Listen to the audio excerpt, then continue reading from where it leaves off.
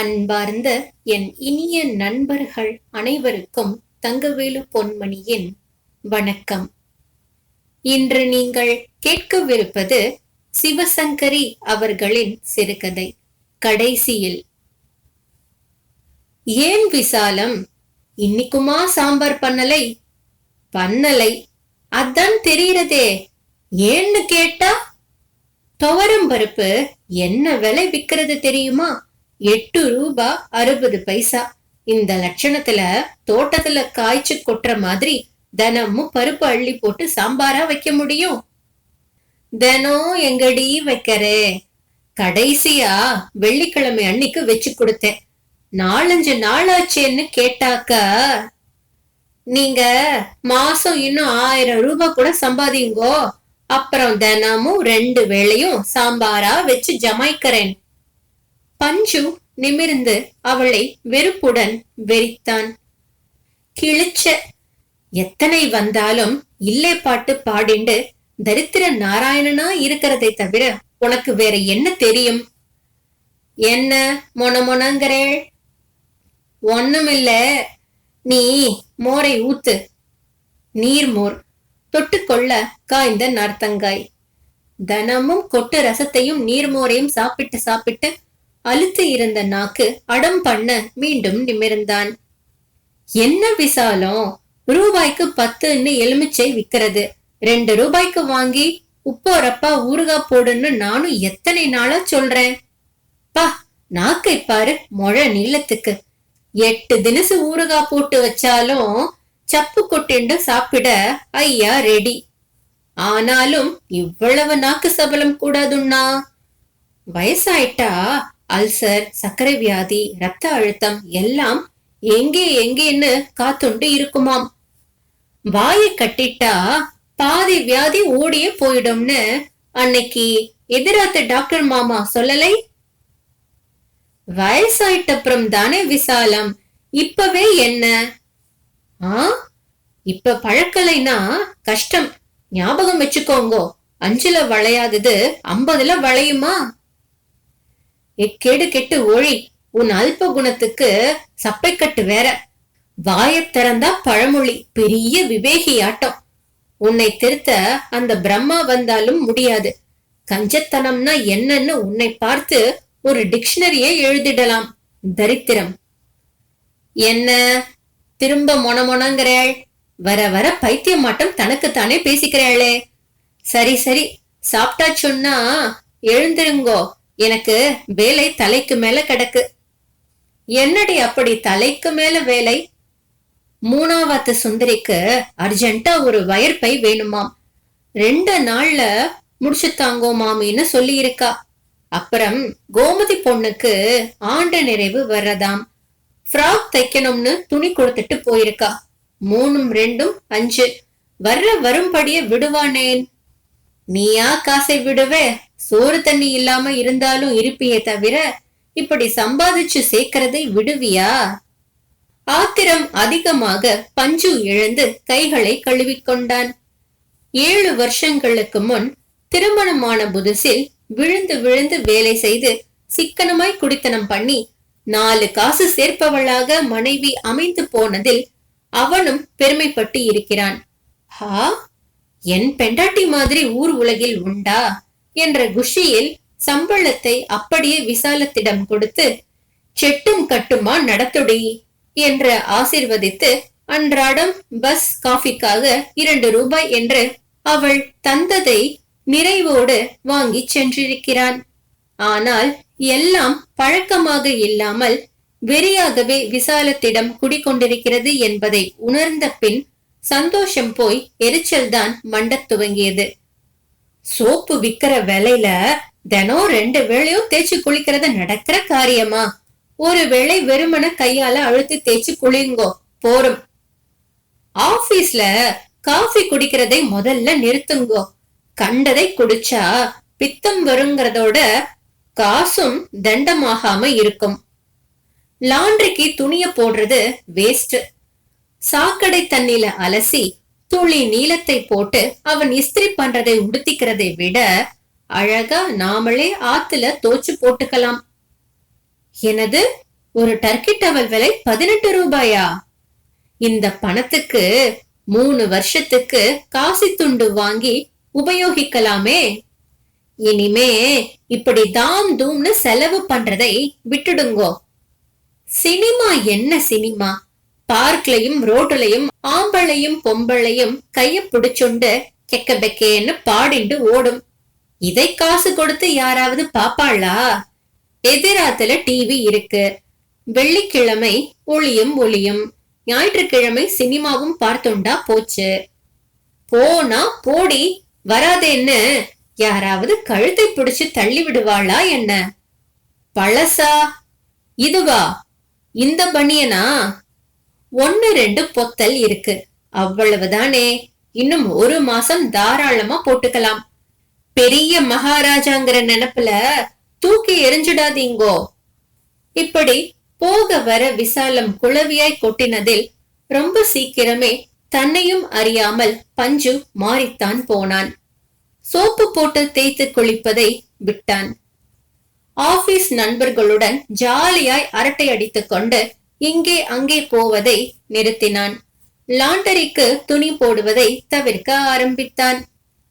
மஞ்சள் ஏறின வேட்டி, சிவப்பு காசி துண்டு சகிதம் எதிர் வீட்டுக்கு போய் ஓசியில் டிவி பார்க்க கூட பழகி போனான். ஆனால் எல்லாவற்றையும் விட்டொழித்து முக்கால் விசாலமாக மாறிவிட்டாலும் நாக்கை கட்டுப்படுத்த மட்டும் அவன் தவித்துத்தான் போனான். வக்கனையாய் சமைத்து போட மறுப்பதுடன் எல்லாம் தெரிந்த கிழவி மாதிரி விசாலம் தன் கஞ்சத்தனத்துக்கு சப்பை கட்டு கட்டி அறிவுரை வேறு தரும்போது ஆத்திரம் கலந்த கையாலாகாத தனம் குபுகுபு வென்று பொங்கும். ஏண்டி சனியனே, இது காஃபியா இல்ல தேத்தாங்கொட்டை தண்ணியா? வெந்நீர்ல 1 ஸ்பூன் பாலையும் வெல்லத்தையும் கலந்து கொடுத்த மாதிரி என்னடி இது எளவு? விசாலம் பதில் சொல்ல மாட்டாள், முறைப்பாள். கடுவன் பூனை மாதிரி முகத்தை வைத்துக் கொண்டு. பஞ்சுவுக்கு நன்றாக தெரியும் காஃபியின் லட்சணம் ஏன் இப்படி இருக்கிறது என்று. 2 பேர் இருக்கும் குடித்தனத்திற்கு விசாலம் ஒரு நாளைக்கு வாங்கும் பாலின் அளவு, சிரிக்காதீர்கள், 1/2 லிட்டர். இதற்குள் தான் 2 வேளை காஃபியும் சாப்பாட்டுக்கு ஊற்றிக்கொள்ளும் மோரும் அடக்கம். 1/4 கிலோ காஃபி பொடியை 15 நாட்களுக்கு தார் கட்டி வைத்துக் கொண்டு தினம் ஒரே 1 ஸ்பூன் பொடியை ஃபில்டரில் போட்டு கொடகொடவென்று ஜலத்தை விட்டு நீருக்கு இறங்க பண்ணி டிகாஷன் என்ற பெயரை சூட்டி கரண்டி பாலுடன் கலந்தால் அந்த காஃபி தேத்தாங்கொட்டை கஷாயம் மாதிரி இல்லாமல் வேறு எப்படி இருக்கும்? தரித்திரம், மகா தரித்திரம். உழைத்து கொட்டுகிற புருஷனின் வயிற்றுக்கு சரியாக போடாமல் அது என்ன கஞ்சத்தனமோ. பஞ்சுவுக்கு பற்றி கொண்டு வரும். ஆரம்ப காலத்தில் தாங்க முடியாது போய் விசாலத்திடம் சண்டை போட்டது உண்டுதான். ஆனால் அன்றைக்கெல்லாம் இந்த தேத்தாங்கொட்டை காஃபியும் சீரக ரசமும் கூட கிடைக்காமல் போனதுதான் நடந்திருக்கிறது. அக்கடா என்று ஈரத்துணியை வயிற்றில் பிழிந்து போட்டுக்கொண்டு பூனையை அடுப்பில் தூங்க வழி பண்ணிவிட்டு ஜடமாய் படுத்து விடுவாள் மகராசி. சரியான அமுக்கு, அழுத்தம்.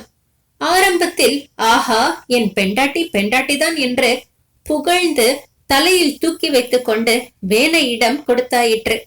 இப்போது அடியை பிடிடா பாரதப்பட்டா என்று திரும்ப துவங்கி அதட்டி வழிக்கு கொண்டு வருவது எங்கனம்?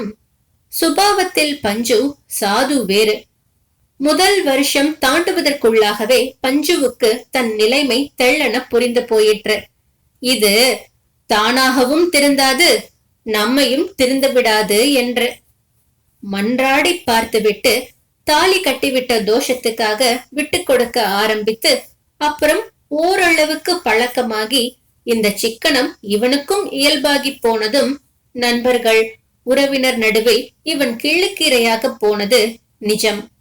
டேய், தப்பி தவறி பஞ்சு வீட்டுக்கு யாரும் வெயிலுக்கு ஒதுங்க கூட போயிடாதீங்கோ, அவன் பொண்டாட்டி அதுக்கும் காசு கேப்பா என்றார்கள். எச்ச கையால காக்கா ஓட்ட மாட்டாங்கிறது பஞ்சு ஆத்துக்காரிக்கு பொருந்தாது, ஈரக்கையால் கூட ஓட்ட மாட்டாங்கிறது தான் சரி என்றார்கள்.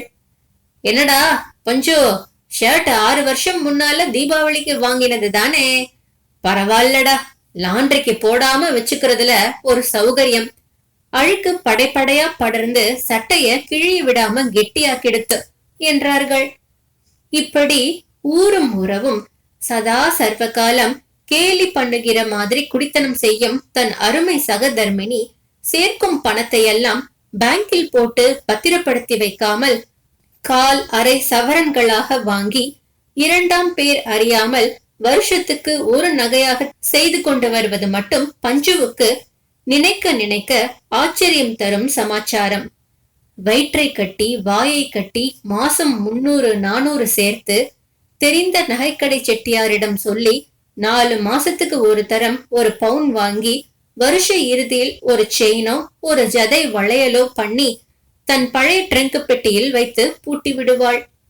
எதுக்காக இப்படி நகை சேர்க்கிறே என்றால், நாளைக்கு பொன் பிறந்தா எல்லாம் தானா வந்து முளைக்குமாக்கும் என்பாள் அழுத்தமான குரலில். ஏண்டி, எனக்கு கிட்டத்தட்ட 800 ரூபாய் சம்பளம் வர்றது. நாளைக்கு இன்னும் அதிகமாகாதா? அதை வச்சுண்டு பொன்னை கரையத்த முடியாதா? இப்ப இப்படி தரித்திரமா இருந்தாவது சேர்க்கணுமா? தரித்திரம் தரித்திரம்னு ஒரு நாளைக்கு 4 தரம் சொல்லி காட்டாட்டா சாப்பிடுற சாதம் உங்களுக்கு ஜெரிக்காதா அண்ணா? ஆமா, நீ தினசு தினசா பண்ணி போட்டு நான் வெட்டறேன் பாரு ஜெரிக்காம போறதுக்கு. பத்திய சமையலாட்டம் ஜீரக ரசமும் வத்த குழம்பும் சாப்பிட்டு சாப்பிட்டு நாக்கும் வயிறும் செத்து போச்சுடி சனியனே. இப்படி வயித்தை உடுக்கி காய வச்சு உன் கர்ப்பப்பை கூட சுருங்கி போச்சோன்னு எனக்கு சந்தேகமா இருக்கு. அதான் நீ உண்டாகவே மாட்டேங்கிற அல்பம். மனசின் குமரலை வெளியில் காட்டாமல் அவன் நின்றால் அவள் சிடுசிடுப்பாள். இடிச்ச புள்ளி மாதிரி இங்க நின்னுட்டு என்ன பண்றேள்? முன்றும்ல வெட்டிய லைட் எரியறது, போய் அணைச்சுட்டு படுத்துக்கோங்கோ. லைட் எரியக்கூடாது, புத்தகம் படிக்க கூடாது, கச்சேரி கேட்க கூடாது, காசு செலவாகும் ஒரு காரியத்தையும் பண்ணக்கூடாது. என்ன வாழ்க்கை இது சனியன்! ஒளி நாயே என்று தள்ளிவிடவும் தைரியம் இல்லை. நீ எக்கேடு கெட்டுப்போ, நான் போகிறேன் என்று உதறிக்கொண்டு போகவும் மனமில்லை. இவள் மனுஷியா இல்லை மிஷினா? 4-5 தினசு நகை பண்ணி வைத்திருக்கிறாளே, அதையாவது ஆசை தீர வெளியே வாசலில் போட்டுக்கொண்டு செல்வாளா என்றால் அதுவும் இல்லை. எல்லாரும் திருஷ்டி போட்டுடுவான்னா, ஒவ்வொருத்தியும் ஆங்காரம் புடிச்சவண்ணா. ஆமாம், ஒட்டடை குச்சி மாதிரி இவள் இருக்கும் அழகுக்கு கண் திருஷ்டி ஒன்றுதான் குறைச்சல். தினமும் பீச்சுக்கு போய் உட்கார்ந்து விட்டு வருவதென்றால் விசாலம் ஆர்வத்துடன் கிளம்புவாள். காற்று வாங்க காசு வேண்டாமே. எதிர் வீட்டில் சென்ற வெட்கம் இல்லாமல் ஓசையில் டிவி படம் பார்ப்பது போல யாராவது தப்பி தவறி கல்யாணம் விசேஷம் என்று கூப்பிட்டு விட்டாலும் போயிற்று. துளி சங்கோஜம் இல்லாமல் 3 வேளையும் போய் மூக்கு பிடிக்க சாப்பிட்டு விட்டு பஞ்சுவையும் சென்று வர சொல்லி வற்புறுத்துவாள். இன்னொருவர் வீட்டில் விருந்து சாப்பிட்டால் மட்டும் டயபெட்டிஸ் கொலஸ்ட்ரால் வராதா? தத் வெக்கங்கெட்ட ஜென்மம். கை கழுவி கொண்டு முன்னரைக்கு வந்த பஞ்சு கண்ணாடிக்கு எதிரில் நின்று தலைவாரி கொண்டான். உள்ளங்கை அகல கண்ணாடியை குனிந்து விரிக்கையில் விசாலத்தின் ஒட்டின முகரக்கட்டையின் சாயல் தன் முகத்துக்கும் வந்துவிட்ட மாதிரி தோன்ற அவசரமாய் நகர்ந்து பேண்டை மாட்டிக்கொண்டு புறப்பட்டான். நிம்மதி இல்லாமல் அல்லாடிய மனசை கொஞ்சம் தேற்றும் வகையில் அன்றைக்கு அவனை செங்கல்பட்டு வரை சென்று ஒரு வேலையை கவனித்து வரும்படி மேனேஜர் பணிக்க சந்தோஷத்தோடு புறப்பட்டான். போக வர செலவு பேட்டா எல்லாம் உண்டு என்பதோடு ஒரு நாளாவது விசாலத்தின் ஜீரக ரசத்திலிருந்து தப்பிக்கலாமே. செங்கல்பட்டில் வேலை முடிய 7 மணி ஆகிவிட்டது. அவசரப்படாமல் உடுப்பி ஹோட்டலில் ரொம்ப நாட்கள் கழித்து ஸ்வீட் காரத்தோடு சாப்பிட்டான். அங்குமுத்து தியேட்டரில் இரவு ஆட்டம் முந்தானை முடிச்சு படம் பார்த்தான். இரவு 1 மணிக்கு வாழைப்பழம் தின்று மசாலா பால் குடித்து பகலையும் இரவையும் திருப்தியாக கழித்துவிட்டு 3 மணி பஸ் பிடித்து விடிகாலை 5:30க்கு பஸ் ஸ்டாண்டில் இறங்கி வீட்டை அடைந்தால் போர்ஷன் வாசலில் சின்ன கூட்டம். என்னாயிற்று? உள்ளே நுழையும் முன் விசாலத்தின் கதறல் ஹா வென்று வரவேற்றது. ஐயோ, போச்சே போச்சே, எல்லாம் போச்சே. 18 பவுன், ஐயோ ஐயோ, 7 வருஷமா சேர்த்தது போச்சே. நான் என்ன பண்ணுவேன்? எந்த கட்டையில போறவ எடுத்தானோ அவன் கை அழுகி போக. ஐயோ ஐயோ ஐயோ. தான் ஊரில் இல்லாத ஒரு இரவில் எந்த திருடனோ மூக்கில் வியர்க்க வந்து தரித்திரமாய் குடும்பம் நடத்தி பெட்டி நிறைய விசாலம் சேர்த்து வைத்திருந்த நகைகளை லட்டு போல வெட்டி கொண்டு போய்விட்டான் என்பது புரிய பஞ்சுவுக்கு முழுசாய் 2 நிமிஷங்கள் பிடித்தன. 18 பவுன், 7 வருஷமாய் வாயை கட்டி வயிற்றை கட்டி வெறும் வத்தல் குழம்பு நீர்மோர் சாப்பிட்டு சிறுக சிறுக சேர்த்த நகைகள். தலையை விரித்து போட்டுக்கொண்டு பைத்தியக்காரி மாதிரி அழும் விசாலத்தை ஏறிடுகையில் உள்ளுக்குள் என்னமோ நம வென்றது. அடி வயிற்றில் பிரசவித்து பக் என்ற சப்தத்துடன் வாயில் சிரிப்பு வெடிக்க சங்கிலியாய் எழுந்த சப்தங்களை அடக்க தெரியாமல் அப்படியே சரிந்து உட்கார்ந்து பஞ்சு சிரிக்க, ஐயோ, செய்தி கேட்ட அதிர்ச்சியில மூளை கீழே கலங்கெடுத்தான்னா என்று தன் நசுங்கி போன தகர டப்பா முகத்தை கோணிக்கொண்டு விசாலம் பதற அவன் இன்னும் இன்னும் பெரிசாக சிரிக்க ஆரம்பித்தான். இதை கேட்டதற்கு நன்றி. பிடித்து இருந்தால் இந்த சேனலை சப்ஸ்கிரைப் செய்து உங்கள் நண்பர்களுக்கு ஷேர் செய்யவும். இன்றைய பொழுது இனிதாக அமைய நல்வாழ்த்துக்கள். நன்றி.